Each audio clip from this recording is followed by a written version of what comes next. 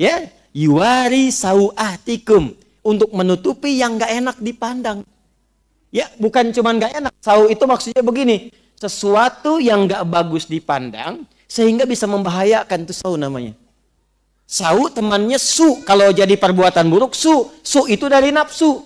Sumbernya Quran surah 12 ayat 53. Ya, perhatikan kalimatnya. Wa ma ubarni'u nafsi innan nafsa la'ammaratun bisu. Nafas itu, nafsu itu bisa mengarah pada perbuatan buruk. Kapan tampil yang buruk itu? Salah satu pemicunya perbuatan sau. Kapan sau itu muncul? Ketika auratnya dibuka.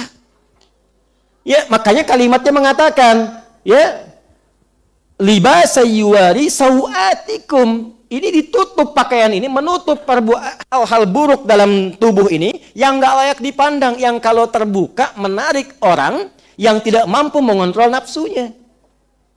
Nah, itu diputar oleh orang liberal sekarang. Wah, ini bukan pakaian yang terbuka, dia aja nggak bisa nahan nafsu. Kurang sehat tuh cara berpikirnya. Justru cara menahan nafsu itu dengan cara Anda menutup aurat. Ketika Anda buka, Anda memancing dia untuk mengeluarkan nafsunya. Itu persoalannya. Jadi Quran itu ada sau, ada su, ada nafas, ada nafsu. Jadi kalau kita ngajinya total, kita paham itu. Teruskan ayatnya. Walibasut taqwa. Nah, ini kaitannya. Dan di antara sekian libas pakaian yang bagus itu, yang paling baik libasut taqwa, dzalika khair, pakaian takwa. Nah, jadi kalau sudah tiba malam, bukan hanya menyelimuti keadaan, bukan hanya membuat kita enak tidur, tapi bagi orang beriman yang imannya kuat, malam itu digunakan untuk menggunakan jubah takwanya, mengiringi kenyamanan tidurnya.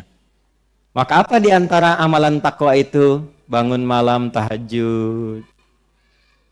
Tuh.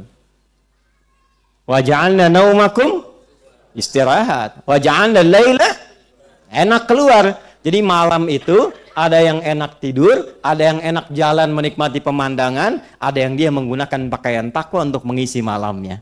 Tidur, dia nikmati tidurnya, dia nikmati rezeki Allah yang memberikan ngantuk dan tidur nyaman, tapi dia bangun malam harinya untuk menggunakan pakaian takwanya. Maka adalah panggilan di Quran, surah ke-73 Al-Muzammil, di ayat yang ke-6.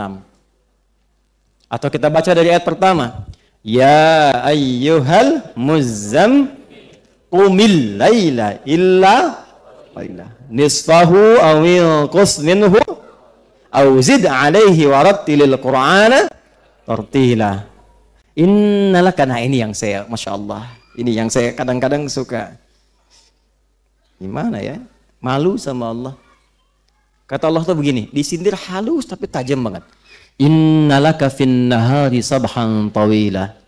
Duh, kamu ini betapa sibuk saat pagi sampai siang itu.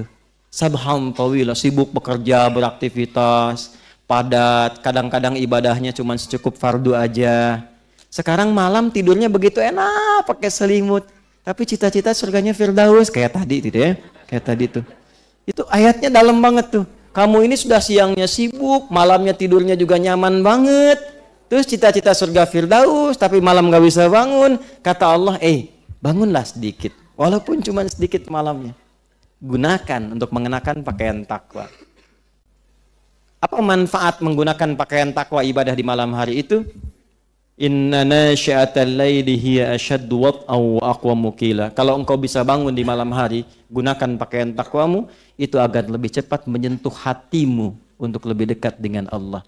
Makanya orang yang bangun malam, itu ibadahnya cenderung lebih khusyuk. Doanya cenderung lebih meresap, dan yang paling dahsyat, sekatnya dengan Allah menjadi tersingkap. Kalau dia berdoa langsung tembus tuh. Makanya kalau istighfar kadang langsung menangis. Kalau baca Quran langsung khusyuk, dan doa tidak jarang langsung terjawab di sisi Allah Subhanahu wa taala. Tafsir semacam ini agak jarang diterangkan. Paling kita hanya bahas wa ja'alna naumakum subata, sudah tidur itu istirahat. Wa ja'alna laila libasa, malam untuk ditutupi seperti pakaian, selesai. Tapi persoalannya, apakah pedoman di setiap kata ini pernah kita amalkan dalam kehidupan?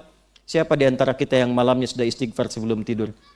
Siapa di antara kita baca surat ayat kursi misalnya, baca 3 surah terakhir, Al-Ikhlas, Al-Falaq, An-Nas, Siapa yang sebelum tidurnya sudah menyiapkan bangun malam jam berapa? Saya pengen tahajud jam sekian, berapa rakaat surat apa yang dibaca? Siapa yang sudah menyiapkan saat bangunin berdoa untuk keluarganya, memohon pada Allah kebaikan untuk istrinya atau suaminya atau anak-anaknya? Siapa yang saat malam memohon kebaikan hidayah untuk tetangganya yang belum masuk Islam supaya dapat hidayah? Siapa yang bangun malam, yang saat bangun malamnya memohon kebaikan untuk teman-temannya di kantornya dan sebagainya? Itu kalau kita praktekkan indah luar biasa.